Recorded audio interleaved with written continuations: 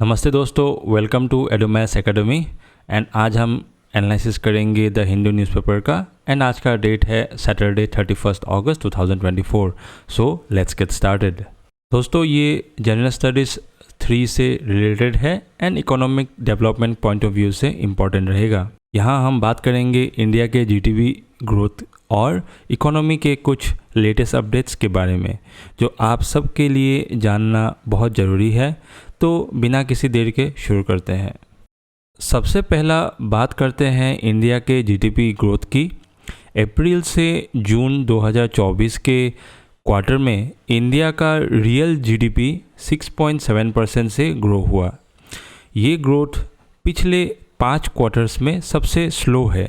ये परसेंटेज समझना इसलिए ज़रूरी है क्योंकि जीडीपी का मतलब होता है ग्रॉस डोमेस्टिक प्रोडक्ट, जो कि एक देश की इकोनॉमी का टोटल आउटपुट होता है। Reserve bank of India RBI ने इस क्वार्टर में 7.1% ग्रोथ का एस्टिमेट दिया था, लेकिन एक्चुअल ग्रोथ इससे कम रही। ये पिछले क्वार्टर के 7.8% से भी कम है, जो ये दिखाता है कि इकोनॉमी में कुछ स्लो डाउन देखा गया है। अब बात करते हैं एक और इम्पॉर्टेंट चीज़ की, जो है GVA यानी ग्रॉस वैल्यू एडेड। इस बार एक नया ट्रेंड देखा गया है, जिसमें GVA ग्रोथ ने जीडीपी ग्रोथ को पीछे छोड़ दिया है। इस क्वार्टर में GVA ने 6.8% का अपटिक देखा गया है, जो जीडीपी ग्रोथ से ज़्यादा है। ये इसलिए सिग्निफिकेंट है क्योंकि पिछले कुछ क्वार्टर्स में जीडीपी ग्रोथ ज़्यादा होती थी, लेकिन अब GVA ग्रोथ ज़्यादा हो गई है। GVA को समझना इसलिए ज़रूरी है क्योंकि ये हमें बताता है कि किस तरह से डिफरेंट सेक्टर्स इकोनॉमी में वैल्यू ऐड कर रहे हैं बिना टैक्सेस और सब्सिडीज़ के। आगे बढ़ते हैं और देखते हैं रिजर्व बैंक ऑफ इंडिया का क्या कहना है। आरबीआई ने इस साल के लिए 7.2% जीडीपी ग्रोथ का फोरकास्ट दिया था, लेकिन उन्होंने ये भी कहा था कि फर्स्ट क्वार्टर का ग्रोथ थोड़ा सॉफ्टर हो सकता है क्योंकि इन्फ्लेशन थोड़ा ईज हो रहा है और मॉनेटरी पॉलिसीज़ भी थोड़ी फ्लेक्सिबल हो रही है।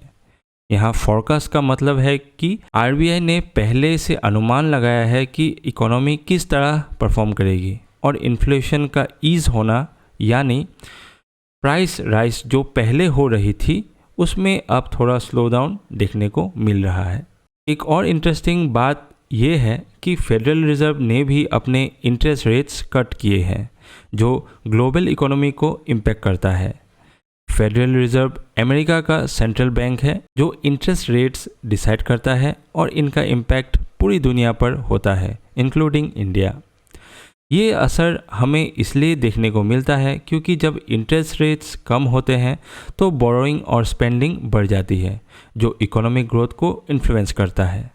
चीफ इकोनॉमिक एडवाइज़र वी अनंत नागेश्वरन ने इस पर अपना बयान देते हुए कहा कि क्वार्टर 1 का स्लो डाउन पहले से एंटिसिपेटेड था और ये with in the consensus forecast है। उन्होंने ये भी बताया कि इन्फ्लेशन कंट्रोल और इंटरेस्ट रेट्स के चेंज होने की वजह से ये स्लाइट स्लो डाउन देखा गया। यहाँ कॉन्सेंसस का मतलब है कि इकोनॉमिस्ट ने पहले से ही इस स्लो डाउन का अनुमान लगाया था और ये एक्सपेक्टेशंस के अकॉर्डिंग ही था। ये जानना ज़रूरी है क्योंकि ये बताता है कि हमें इस वक्त इकोनॉमी को कैसे देखना चाहिए। आखिर में हम कोर सेक्टर्स की बात करते हैं। जुलाई 2024 में इंडिया के 8 कोर सेक्टर्स ने 6.1% ग्रोथ देखी, जो जून के 5.1% से ज़्यादा है। लेकिन इलेक्ट्रिसिटी जनरेशन का ग्रोथ रेट 7% पे आ गया, जो लास्ट 6 महीने में सबसे स्लो है, और नेचुरल गैस प्रोडक्शन में 1.3% की डिक्लाइन हुई, जो पिछले 1 साल में पहली बार देखा गया है। कोर सेक्टर्स यानी इकोनॉमी के उन मेजर सेगमेंट्स को कहते हैं जो सबसे ज़्यादा क्रूशियल हैं, जैसे इलेक्ट्रिसिटी, स्टील, कोल एक्सेट्रा। इनकी परफॉर्मेंस का ओवरऑल इकोनॉमिक पे डायरेक्ट इम्पैक्ट होता है। तो दोस्तों, ये थी आज की इकोनॉमिक अपडेट। चलिए अगले न्यूज़ पे आगे बढ़ते हैं। ये न्यूज़ जनरल स्टडीज़ 2 से रिलेटेड है और social justice point of view से इम्पोर्टेंट रहेगा। दोस्तों, यहाँ हम बात करेंगे एक बहुत ही गंभीर और दुखद हादसे के बारे में जो अभी हाल ही में आंध्र प्रदेश के अनाकापल्ली डिस्ट्रिक्ट में हुआ। ये एक फैक्ट्री एक्सप्लोजन का मामला है जो आइसेंसिटा एडवांस साइंसेस के मैन्युफैक्चरिंग यूनिट में हुआ। तो चलिए इस पूरी खबर को डिटेल में समझते हैं।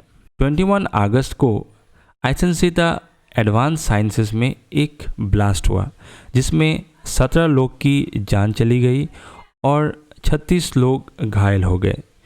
ये फैक्ट्री एक फार्मास्यूटिकल मैन्युफैक्चरिंग यूनिट थी जो अंकापल्ली डिस्ट्रिक्ट में लोकेटेड थी। ये ब्लास्ट सिर्फ एक हादसा नहीं था बल्कि एक वार्निंग थी उन सब लोगों के लिए जो इंडस्ट्रियल सेफ्टी को लाइटली लेते हैं। यहाँ फार्मास्यूटिकल मैन्युफैक्चरिंग वो प्रोसेस है जिसमें मेडिसिन्स और मेडिकल प्रोडक्ट्स बनाए जाते हैं। इस इंडस्ट्री में सेफ्टी मेजर्स का बहुत इम्पोर्टेंस होता है क्योंकि यहाँ केमिकल्स और रिएक्टर्स का यूज़ होता है। इस हादसे के बाद हम एक ऐसी कहानी के बारे में बात करते हैं जो दिल को छू जाती है। वी लक्ष्मामा नाम की एक महिला अपनी पति वी चिन्नराव को खो चुकी है। लक्ष्मम्मा एक अपनी छोटी बेटी के साथ अपनी ज़िंदगी कैसे जिएगी, ये सोचना ही बहुत मुश्किल है। ये सिर्फ एक पर्सनल ट्रेजेडी नहीं है बल्कि एक रिफ्लेक्शन है उस बड़ी प्रॉब्लम का जो इंडस्ट्रियल एरियाज में है। ये है सेफ्टी नेग्लिजेंस, यानी सेफ्टी के स्टैंडर्ड्स का ध्यान ना रखना। आज की डेट में सेफ्टी प्रोटोकॉल्स फॉलो करना हर कंपनी का फ़र्ज़ है, लेकिन ये हादसा बताता है कि ऐसा हर जगह नहीं हो रहा।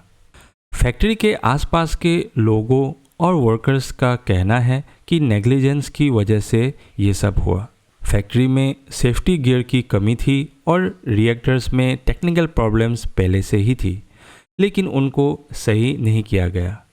ये कोई पहली बार नहीं है जब ऐसा हादसा हुआ हो। पिछले कुछ सालों में 119 इंडस्ट्रियल एक्सीडेंट्स हो चुके हैं जिसमें 2000 लोगों की जान चली गई।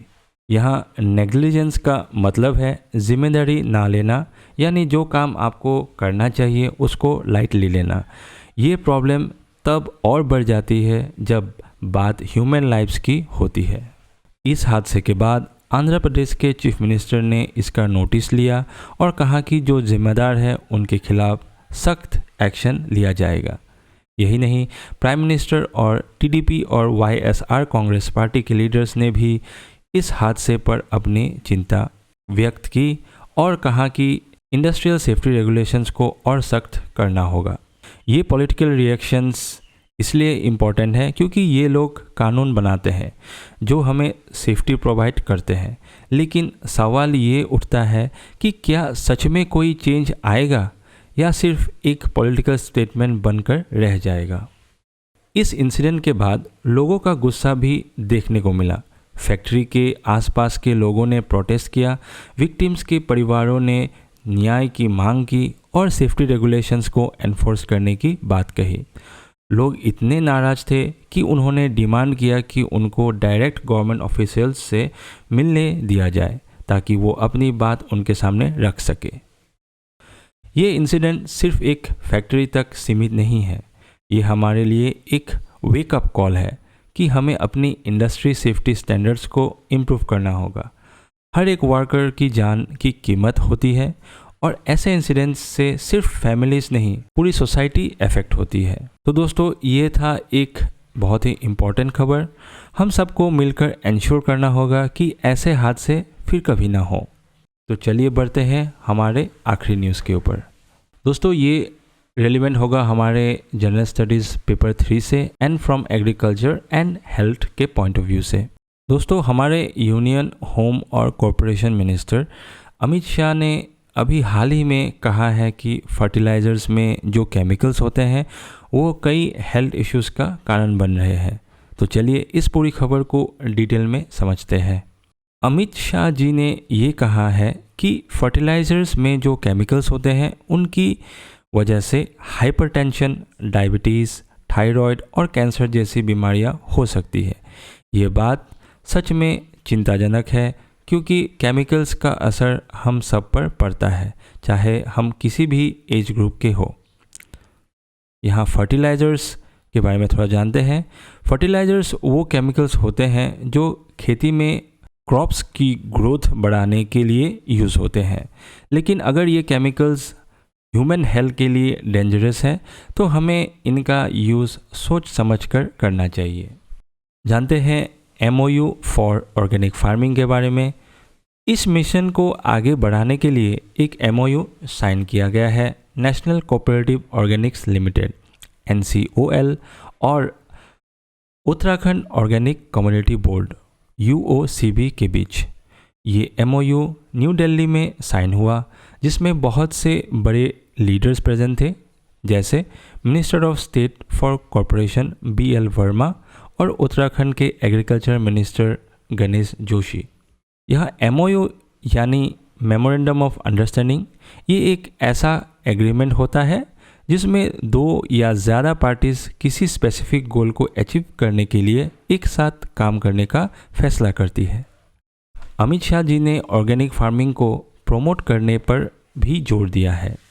उन्होंने कहा कि ऑर्गेनिक फार्मिंग 140 करोड़ इंडियंस के हेल्थ से जुड़ी है और इससे सिर्फ हेल्थ ही नहीं बाकी एनवायरनमेंट को भी फ़ायदा होता है। यहाँ ऑर्गेनिक फार्मिंग का मतलब है बिना केमिकल्स की खेती करना, यानी नेचुरल तरीके से फसलों को उगाना। ये एक सस्टेनेबल फार्मिंग मेथड है जो एनवायरनमेंट और ह्यूमन हेल्थ दोनों के लिए बेनिफिशियल है। ऑर्गेनिक प्रोडक्ट्स की क्वालिटी को लेकर लोगों के बीच हेजिटेशन रहती है, लेकिन अब सरकार ये इंश्योर कर रही है कि इन प्रोडक्ट्स की क्वालिटी और रिलायबिलिटी बरकरार रहे। NCOL और अमूल मिलकर ये इंश्योर करेंगे कि जो प्रोडक्ट्स मार्केट में आए वो सभी सेफ्टी और क्वालिटी स्टैंडर्ड्स को मीट करें। यहाँ रिलायबल प्रोडक्ट्स का मतलब है ऐसे प्रोडक्ट्स जो क्वालिटी में कंसिस्टेंट और जिनके यूज़ से कोई हेल्थ रिस्क ना हो।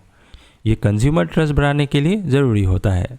इस MOU के थ्रू ये इंश्योर किया जाएगा कि इकोनॉमिक फार्मिंग से होने वाला प्रॉफिट सीधा फार्मर्स के बैंक अकाउंट में जाए।